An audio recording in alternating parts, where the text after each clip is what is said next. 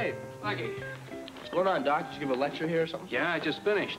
I've heard some rather disturbing news. You're not going to the bid party tonight. No, you talked to Tommy. Do you have any idea what an honor it is to be asked to a really fine fraternity? No. Those guys are a bunch of ego heads, man. That's all they care. They're into a big ego trip. If I want to prove how great I am, I'll do it on my own terms. I don't need those bozos. Well, that sounds good. That sounds very good. However, you might be missing something of value. You're really serious about this whole thing, huh? Yeah, I am serious about it. There are some very good things about fraternity life. Yeah, well, I'll take your word for it. Then fine, why don't you try it? All right, I'm only going to the party, though, for you. That's fine, a step at a time, I'll take it. Yeah, well, this is the end of my stepladder, okay? You know, if you can't realize what's going on here, all they want is Tommy Hardy. They're just dragging me along to get him in the thing. As soon as he gets in there, I'm history. I'm out of there.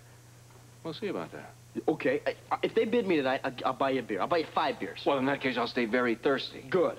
Maybe I'll ask Steve to come tonight as my guest. Might be fun. And if I were you, I would be there, but just hang loose, okay? You might find by accident, of course, that fraternity life could be some of the nicest years in your life. Bye. Bye. Mother, don't you think you should be resting in your room? You really do look very pale to me. Yes, Lila, honestly, you've had a serious accident. You need recuperation, a lot of it. Oh, no, my darlings, I'm fine. Really, I am.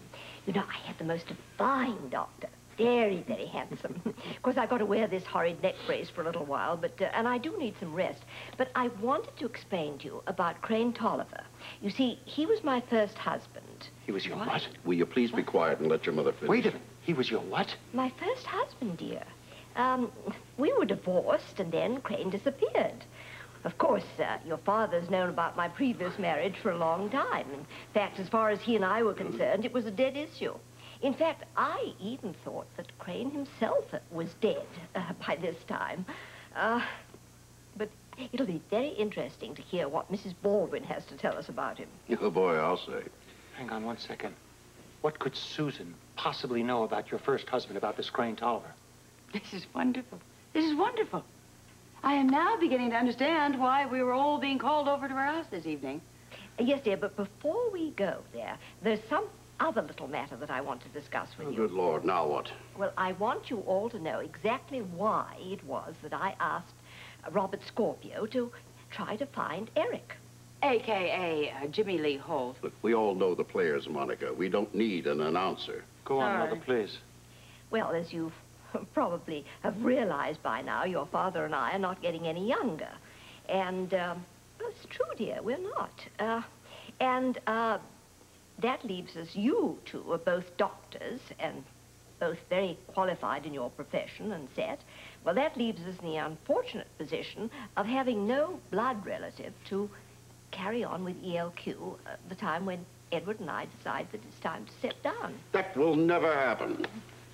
Well, I had hoped that Eric, having Quatermaine blood, would be suitable to take over the business. You what? Are you serious? Oh, well, perfect, Edward. Hey, guess who's coming to dinner? I don't believe any of this. You don't believe it. You mean to tell me you were seriously considering that two-bit hustler as my successor? Our successor, dear. And don't worry, dear. I merely wanted to determine whether or not he was capable of assuming the responsibility. Let me tell you something, Mother. That hooligan in the hospital is not capable of tying his own shoes. He's managed to tie this family in knots, Well, Edward. that's as far as it goes. He's not going to get 1 cent of Quatermaine money. I shouldn't worry about it, Father. I'm sure he's bluffing. This business about him staying in Port Charles, it's just his idea of a joke. No one's laughing, darling. They will be. He was discharged from the hospital today. I'm sure he'll be out of town by nightfall. Uh-huh. You're all ready to go, I see. Yep. You bet. But, I'll be seeing you soon. You bet you will.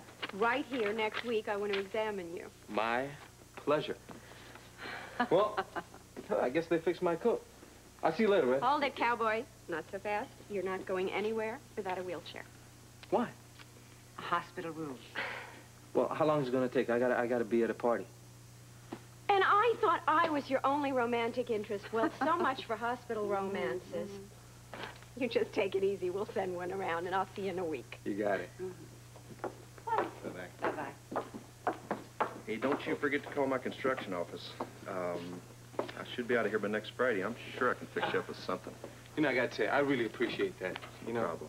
What do you got there? I'm not sure. As far as I can tell, it's some sort of a party. Whatever it is, I'm gonna check it out. I wonder where that wheelchair is.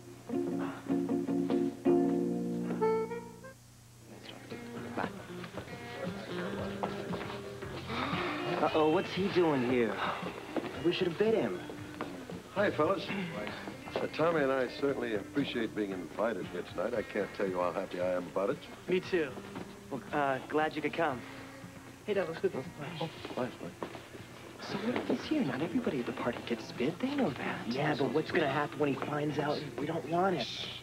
Hey, guys, don't worry about it. I already know. What? How? About being bid, I mean, I know you guys aren't gonna bid me, but don't worry, I wouldn't have joined anyway. You?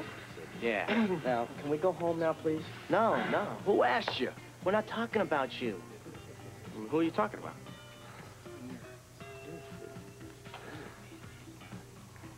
Oh, no. Listen, Tommy, I'm sorry, but you're not getting big. It's nothing personal. We all voted, you know. But listen, we definitely want you to pledge next year, okay?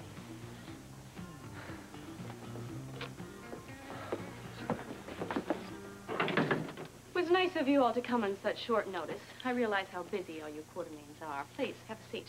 Would you like to take your coat off? I'll keep mine, thank you. This better be good. I don't think you'll fall asleep. Hello, Edward. Miss Moore, Baldwin, old habits die hard. If at all. Well, tell me, how is married life treating you? Just about as I expected. Well, is that good or is that bad? It's irrelevant. Could we please get on with it? We're all very anxious to hear what you have to tell us. Yeah, for the life of me, I can't think of anything that we have to talk about. Oh, I believe there are a few matters we might discuss. Well, if you expect to drop a little bombshell on this family by telling us who Crane Tolliver is, I assure you, we already know. I figured you did. I assumed Lila told you that Crane was her first husband. Are you inferring she hasn't told us everything? I think Lila probably told you everything she knows. Oh, there's more? Let's just say that Lila thinks she has nothing to hide. I beg your pardon? What do you mean, thinks? Ah, that will conclude our family gathering here. Edward, would you get that, please?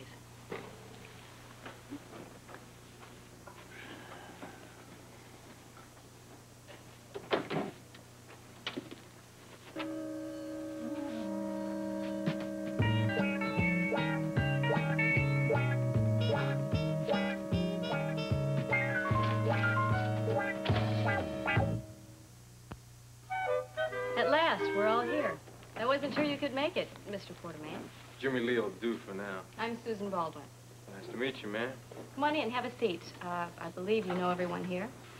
And, very nice to finally meet you, ma'am. Thank you. If you would have looked for me in Indiana rather than in Europe, we would have met a long time ago. What a pity. I guess we could get started now. As you know, I am serving as a messenger for one Crane Tolliver. When I suggested that Lila did, in fact, tell you everything she knows, I meant it. But you see, even Lila doesn't know the whole story. I beg your pardon? It has a rather interesting twist to it. You see, Lila wasn't once married to Crane Tolliver. She still is. What? That's ridiculous. In fact, Lila, you are a bigamist. Your marriage to Crane Tolliver was never dissolved. And that, of course, means that your marriage to Edward is illegal. Which also means, Alan, that you and Tracy are illegitimate. Oh, no. As for you, Jimmy Lee, according to my calculations, that makes you doubly illegitimate. I'm sure there's some kind of a term for that somewhere. At any rate, since I was sure you weren't going to take my word for this, I have proof. 2 documents. Take a look and pass them around. As you will see, the first one is a copy of the original marriage certificate, all signed and legal. The other one is a divorce decree.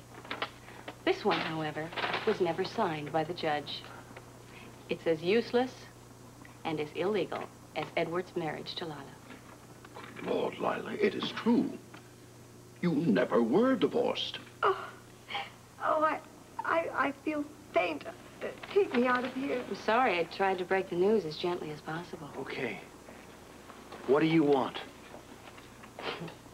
You know, just seeing the looks on your faces is almost payment enough. Almost. You heard me. As for the rest, I haven't decided yet. But don't worry. I'll be in touch. You can't possibly do anything like this, Susan. That's it, ladies and gentlemen. Showtime is over. Thank you all for coming tonight and being such a wonderful audience. I hope you all have a nice evening. You are never going to get away with this. Never. Go home, Alan. Enjoy it. Well, you still can. Tommy, it's not the end of the world. Of course it isn't. He just feels that way at the moment. Just can't figure out why I didn't make it.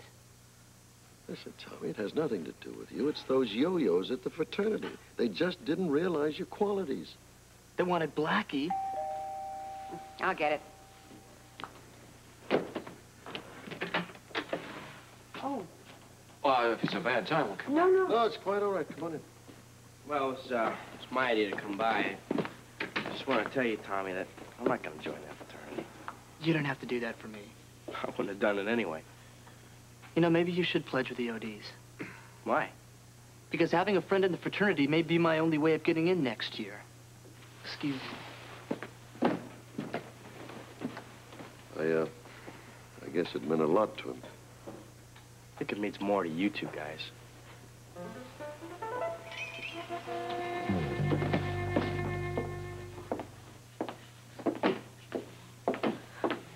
Spoken to Bliss hours ago. Unfortunately, surgery doesn't arrange itself to suit my schedule. I still got another one I've got to do tonight. What's your excuse? Well, I stopped by to get a drink before I went home. My stomach's feeling funny again. I don't know what it is. Could be the start of an ulcer. Or it could be stress because of what happened to Lou. Have your periods been regular lately? No, I'm late. Holly, you better see a doctor. Yeah, well, I guess I'll make an appointment for an examination.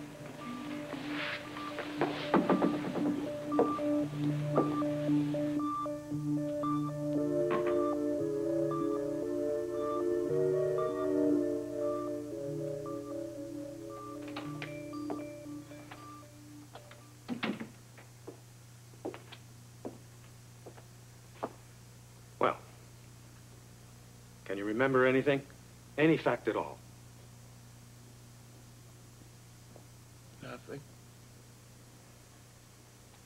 Well, I have to schedule surgery for you. And I need your medical history. We also have to know if there are any drugs that you might be allergic to. I need your help. You got my help. I'm blank. Well, never mind. If you can't remember, you can't remember. Sorry, Doctor. I Yeah. really wish I could help you. So am I. Is there anything you need? How about a TV? I don't watch television much. Don't you even like football? It's almost time for the Super Bowl. You see the playoffs last year? The 49ers and the Cowboys? They were all locked up till the last minute of the game, and then Plunkett throws this pass to Dwight Clark. Well, wasn't Plunkett, it was Joe Montana. By golly, you know, you're right. Were you at that game? No, I wasn't at it, but I saw it. Robert and I had bets on it. Robert who? Okay. The game's over. Tell me your name, son. John Doe. How do you spell that? D-O. Oh, get off it. You've got to tell me your name. It's John Doe. Take it or leave it. You know, there are people out there that know you. They probably love you. They're worried sick about you. You've got to tell me your name. Don't you care about them? Look, that's my problem, isn't it? The devil it is. Listen, you have got my permission to operate. Anything else is none of your business. Why? Why don't you want anyone to know who or where you are? Come on, Doctor, answer me something very straight, will you please? What are the chances of my walking again? I can't answer that. When you can answer me, I can answer you. So, you just figure on wheeling out into the sunset, huh? Not a word, not even a hint about your whereabouts or what happened to you? Let the folks back home wring out their handkerchiefs and spring for a small memorial service? I think that's pretty selfish. Well, that's my problem, isn't it? Whatever you say. Look,